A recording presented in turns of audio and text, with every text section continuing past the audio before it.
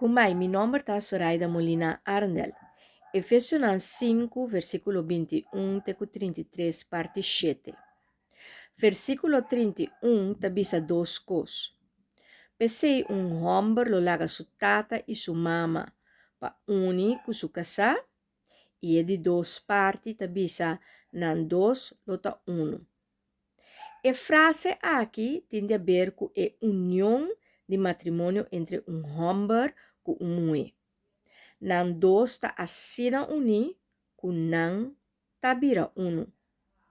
De matrimônio é relação de bond entre homem e mulher ta expressar de profundidade assina profundo e close com nan lo vira e nan ta de pensamento, de culpa, de sentimento, de trabalho, hogar, família, etc, etc.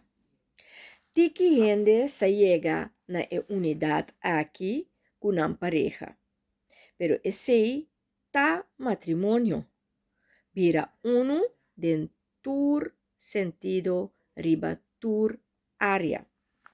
E dor de vira bonota hasi e outro danho, bonota hasi cos de louco, bonota ganha e outro, e bota loyal e fiel na e outro. E bonota laga jamás e nunca terceira persona dentro de união aqui. Pa sombra e ora te quebro.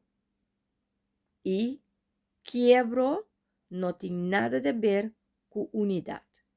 Pensei proteger a unidade. Have fun with the journey.